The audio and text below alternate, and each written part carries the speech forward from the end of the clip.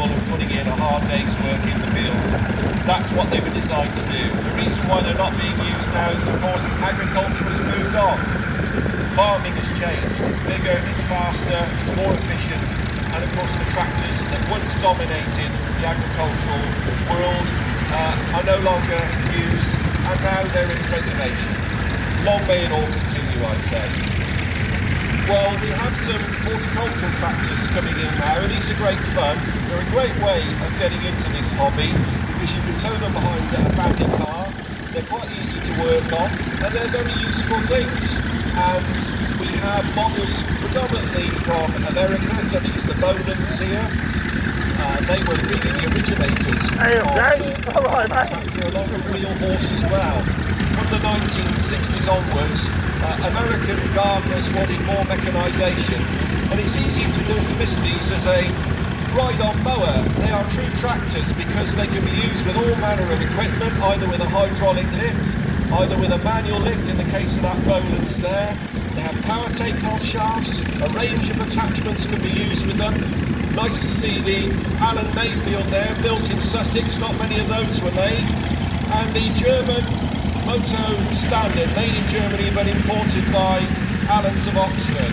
And also the Unihorse, and that's got a diesel transplant, a Yanmar diesel transplant replacing the original BSA engine. And nice to see a Gloucestershire tractor, that's the Wingdit made in the Bristol Road. About 500 of those were made through the 1960s. That's got a front end loader. That was a very handy piece of equipment. It's based on the Lister diesel engine. All the hydraulics were also made in Gloucestershire by the Doughty company as well. So the market gardening and gardening tractors are great fun, and we put them through the ring for the big ones under health and safety, because as you can imagine, if they got mixed up in amongst this lot, there could be a higher propensity for an accident. Britain in the post-war period was a prolific manufacturer of agricultural tractors, and 80% of that production went abroad as exports, so it was great for balance of trade and great for getting the country moving after the Second World War. The five great post-war volume producers were Fordson, later Ford, Ferguson, later Massey Ferguson, David Brown, International Harvester, and Nuffield, later Leyland. All of those factories largely have been swept away. We still have a couple of tractor manufacturers in Great Britain, New Holland, who are a division of Fiat, and they make tractors in their Basildon factory in Essex. That opened in 1964 for Ford. Ford sold their tractor division to Fiat. All the components are shipped on lorries, and then the finished tractors are taken back out to the ports. And that's still a major exporting company. And we also have JCB making not only their backhoe excavators, loading shovels, teleporters, but of course their fast-track tractor, which really set the trend for high-speed modern tractors, which we see hurtling up and down the road. So it just proves that we still have a British-owned, independent manufacturing company succeeding and still prospering. There were other manufacturers in the post-war period, and this is one of them, Turner Engineering. They used to make stationary engines, single cylinder, V-twin, and this is a V4 engine in this tractor. They were made up in Wolverhampton, the Turner Youngman of England. They did not sell in the numbers they hoped. The trouble was they were quite costly to manufacture. They couldn't compete with the likes of the Fordson Major and the Nuffield Universal, so just over 2,000 of those were produced. This particular one is owned by our tractor section leader, Mr. Phil Thompson. So very many thanks, Phil, for all of your hard work, along with your assistant, Sarah Keats. Nice to see a Massey Harris, and this is one of the very early models. Basically, it's a rebadged version of the Wallace tractor. When Massey Harris purchased the Wallace company, producing tractors at the J.I. Case Plough Works, and the most notable thing about those early tractors was the U underframe, which they carried on for the later Massey Harris tractors. They started to paint them red, and we'll be seeing some of those red ones coming through a little bit later. Again, Wallace, another tractor company that was gobbled up and then sold on or just amalgamated with Massey Harris. Another great tractor here, ladies and gentlemen, and this one we should celebrate because it's celebrating its 100th birthday. This tractor, ladies and gentlemen, is a 98-year-old. This is a mere baby, a Wallace tractor. This is the 2230, and again, a classic example of the U-frame, underframe, which Massey Harris continued with their tractors from then onwards for the next decade. So that one was built in 1927, 22 horsepower on the drawbar and 30 horsepower on the belt pulley drive. David Aylward now on one of these field marshals. This is a Series 3 model, made at the Britannia Works in Gainsborough in Lincolnshire. This is one of the later models, and this was exported to Norway, where it sat on the docks there. It didn't actually arrive of where it was intended, and Davey found it and re-imported it, had to strip it all down because of course the sea air had done all sorts of damage, and what you can see here is one of the finest restored ones in the country. The 1042 was built at Bathgate in Scotland, not built for the tractor division of Morris Motors, and that new factory opened in 1964 to re-employ redundant Scottish miners. The trouble was the supply chain was still in the Midlands, and then they couldn't work out why they couldn't build reliable tractors and tractors at a profit. That's a Gloucestershire tractor with the EDG-C number plate, so that would have been about a 1965 model with the 10-speed gearbox. One of the later models now on the Nuffield and Leyland range, rebadged as a Marshall. The production line ended up in the old Britannia Works down in Lincolnshire. Charles Nickerson tried to breathe life into the old Leyland range of tractors and rechristened them Marshalls. So that's a reworked version of the 82 horsepower Leyland 82 tractor. Nice to see the young men on these tractors. This is a 275, supplied new by Haywards of Tewkesbury. They were the main dealership for these tractors at the time. This is the 275, launched in 1959, the upgraded version of the 250, and built at the old Jowett car factory. A narrow version of the 135, one of the worldwide range of tractors produced by Massey Ferguson for almost 16 years, and that's been narrowed down to work in vineyards and berry fields or orchards. Nice to see James Robertson here from the Fairford Steam Rally. That will be on in a couple of weeks' time, so go along and support that, the 16th and 17th of the month. All that you see here will be there. It's a tremendous event, so they would be delighted to see you at Lakefield at Fairford on the 16th and 17th. And that's one of the later Massey Ferguson 35Xs. Another 135, these were made from 64 until 1980. 340,000 were actually made. They were the most popular tractor of the range, and a tractor which still commands high resale values and farm sales. One of the 1939 onwards Massey Harris's, this one's the Super 101 with the 6-cylinder Chrysler engine.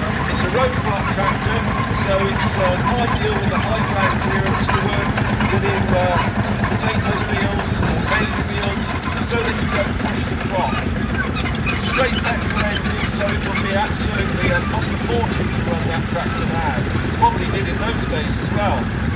One of the wartime Farmall A's now, with the offset driving position, known as Cultivision, the baby of the range, and a lot of those came over under the East End arrangement on Liberty ships as part of the war effort.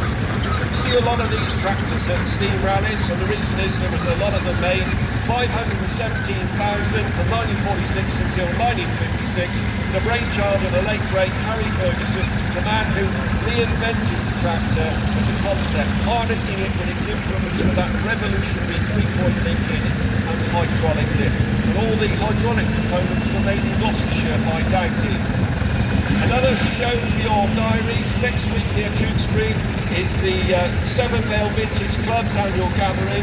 It's a great event, a big show field right by the railway line, just east of Tewkesbury, 9th and 10th of August.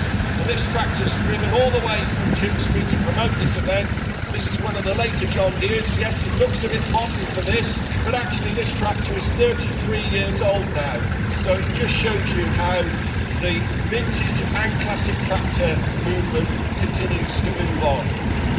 Another tractor which spent all its working life in the Tewkesbury area, driven by Brian Hartell. This one was new to a farm just behind Ashchurch Army Camp. 75 horsepower, Ford 5000, and the high-powered tractor of its time. So this would have been used by big farms and agricultural contractors, with the revised styling, the uprated engine as well. That's had a replacement engine block because a number of these Fords had porous blocks during the 1970s, so a lot of the engine blocks have had to be replaced. Leyland came on the scene in 1969 with their new range of tractors replacing the Nuffield range, and this is the mid-range model, the 344, based around the old Nuffield engine. And what we can say Leyland's making was not so much the tractors, but they got the contracts to produce the steam units for JCB, because Ford was quickly up with their orders at the time. An immaculately restored Ford 7000, these were launched in 1971 at the Smithfield Show, Ford's first turbocharged tractor, using exhaust gases to drive a turbine to send more air into the engine to generate more power. So this was based around the 5000, but it actually gained an extra 19 horsepower. This tractor was aimed at agricultural contractors, in production for 4 years. This particular model is owned by the Saunders family. It's an immaculate tractor. It's a multi-award winner. It got sent new to a farm near Reading, then it got sent to Northern Ireland, and then they've re-imported it and restored it to a very high standard. The 135 really was the ultimate in terms of the Ferguson concept, the hydraulic lift, the system of equipment. All the Ferguson equipment could be used with this tractor, and it was the amalgamation of the two companies, Massey Harris and Ferguson, because they joined forces in the 1950s. The Ford St Dexter was launched in 1958, and Ford needed a small tractor to sell against the likes of the Fergusons, Ray Menace, and the small internationals at the time. That's one of the later models, the base model. Nice to see Ian Rodman here again, another Gloucester chap, and this is one of the later Alice Chalmers made in Great Britain at Essendine in Lincolnshire, based around the Alice B design. This is the 270, which was an improved version, a diesel version with a Perkins engine and the basic hydraulic lift. And note the high ground clearance, an ideal for a road crop tractor. Nice to see a grey and gold Ferguson 35, launched in 1956 as the replacement for the TE20, with all sorts of improvements. The base model is the Ford 2000 and the new worldwide range. You don't see too many of these. That replaced the Dexter tractor, which we see here. And the Dexter tractor was based around a Perkins engine. So Ford made the castings, Perkins made the engines at Peterborough in their factory, and then they put the tractor together back at Dagenham. Nice to see an original Field Marshal in its working clothes. These first saw the light of day in 1945 and were in production right the way through the 1950s. A big single cylinder tractor with a 6.5-inch cylinder bore and a 9-inch stroke. The High Major was launched in 1945 as the replacement for the venerable Model N, and they were made for 7 years at Dagenham. The High Major because of the high driving position, and the reworked version of the venerable Model F engine to get 27 horsepower. The Dexter was launched in 1958 at the Smithfield Show, but prior to that, in the Arizona Palace, they had a big promotional exercise there, and it was marketed as the major Dexter workbench. Nice to see an Oliver, an American company built tractor. Oliver got swallowed up in the late 1950s, another great name. That's a road crop tractor, so with the great high ground clearance, the adjustable wheels, and the mid-mounted toolbar, so that you could hoe and cultivate between crops growing rows. David Brown changed their colour scheme in 1965 with the orchid white and chocolate brown, and they did that because they were selling them in America and they had to match in with the Boland's garden tractors of that time. Selectomatic was a great success for David Brown, a three-way switch controlling position, draft, and external hydraulic services. Now, you young Miss Wilkie, yes, this is the great Jim Wilkie's granddaughter, ladies and gentlemen. The next generation is here. Give her a round of applause. And nice to see the ladies getting involved because, of course, it reminds us of the great contribution of the Women's Land Army during the Second World War. Of course, many a farmer's wife who was pressed into service on a tractor during the busy times of farming year. David Brown 990 was a top seller for David Brown. They were in production from 1961 right the way until 1979. And that's one with a Mason Victor cab built just down the road at Bristol. Nice to see a John Deere 3050, and these were launched in 1985. A big 6-cylinder engine, built in the old Lance Bulldog factory in Germany in Mannheim. And with the SG2 cab, one of the finest working environments with soundproofing. Now this is the 100-year-old tractor. Let's wish it a happy birthday, ladies and gentlemen. She's 100 years old. A 1530 McCormick Deering, made by the International Harvester Company. A couple of swings and that old tractor just fired up, no problem whatsoever. Doesn't she run nice as well? David Russell, the 3910. This is the reworked version of the 3-cylinder Ford tractor, so building on the success of the 3000 and the 3600, the low profile cab. This tractor spent all of its working life on a market garden. Another 135, and the Perkins engines were synonymous with Massey Ferguson's. In fact, Massey Ferguson bought the company in 1959, and for a very long period of time, probably 4 decades, Perkins were the main engine supplier. Nice to see a Chamberlain. These were built in Australia. Bob Chamberlain was the founder of this company. They made tractors from the late 1940s right the way up until the late 1980s. They were ultimately taken over by John Deere. And this is a 9G powered by, again, a Perkins engine and one of the highest build numbers of any Chamberlain tractor. So great to see it here on the other side of the world. David Aylward's tractor, ladies and gentlemen. This is a tricycle version of the Nuffield Universal, a very early model, powered by the Morris side valve long stroke commercial engine, and ideal for working in crops grown in rows. Another nice 135. This has got a cabbage planter on it. So basically you have 2 people sat on the seat, they've got the cabbage plants, and the machinery cuts a groove in the soil, and you push it in and it plants the crop for you. Right, and a Ransom's engine crawler. These were made from the late 1930s up until the 1960s with rubberised tracks made by Roadless.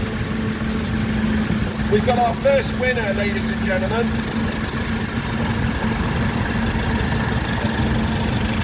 Our first trophy winner for this weekend, ladies and gentlemen.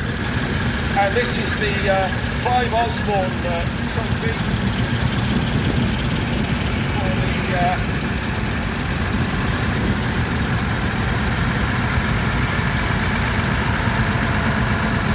For Clive was our great section leader for many, many years, built this tractor section up to what it is to this very day. So we're awarding this in memory of Clive to Terry and his wife, Mr. and Mrs. Underwood, for their pair of Alice Chalmers tractors, complete with equipment, the tip cart, the mid-mounted toolbar, and indeed this very rare hay turner, which is made by the Longworthy Company near Worcester, and that's just been recently found and restored, and everything works on it. Considering the company went bankrupt in 1929, I think that's fantastic.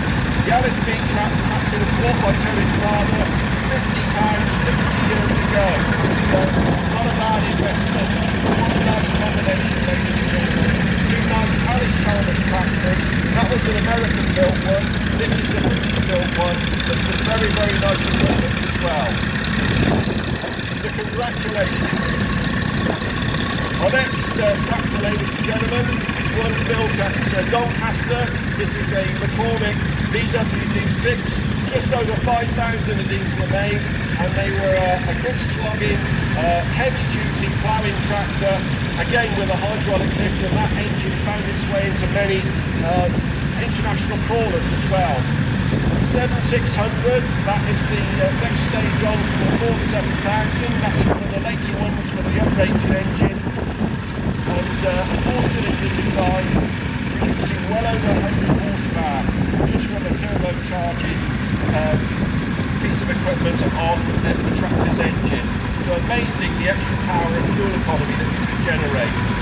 Our next prize winner, ladies and gentlemen, is for the best field marshal or marshal tractor here during this event, and we've awarded it to Mr. David Skurlock, who's come all the way from Somerset with this immaculate Field Marshal Model M. These were made during the Second World War. Not many of them were made. This is a 1940 model, so we looked around them earlier on, and this gets the baby tail point version of our cups today for the best Field Marshal. So give Mr. David Skurlock a big round of applause, ladies and gentlemen. The production of these tractors was very hit and miss during the Second World War because Marshall were busy with the war effort.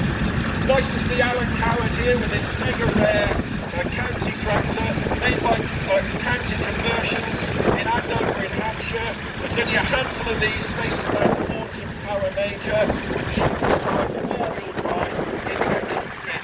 That would have been sold alongside the existing Ford's range for agricultural contractors who wanted a tractor with better grip, and they certainly provided with those emphasised wheels. One of the later Field Marshals now in the orange colour scheme, and by this time the multi-cylinder engine tractor was becoming more and more popular, and the Field Marshal's popularity was getting less and less. They even tried putting self-starters and indeed hydraulic lifts on them, but it just didn't work, so they then went to produce the later multi-cylinder engines.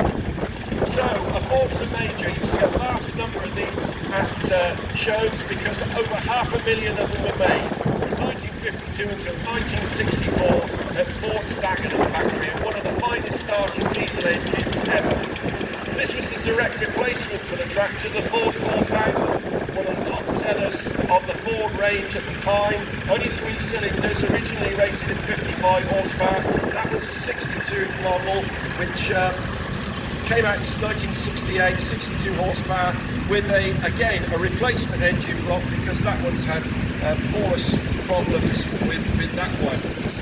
The Trantor. Why we didn't persevere with this? The brainchild of Stuart Taylor and Graham Edwards, a high-speed transport tractor based around Perkins and Leyland engines, multi-seat option, driver still sits centrally, 60 mile an hour speed capacity, coiled front suspension, hydraulically operated brakes, but still capable of working actually in the field as well with the 3-point linkage and power takeoff shaft. The forerunner to modern tractors, and of course it got sold to India.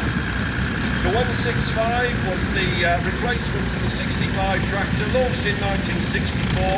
That one's had a front-end loader fitted on it at some time in its working life, and a very popular tractor for its time, doing battle with the likes of the Ford 4000 and the David Brown 990. Porsche, well, they made tractors as well. This is one of the baby ones, the air-cooled 111, about 12 horsepower from a single-cylinder diesel engine.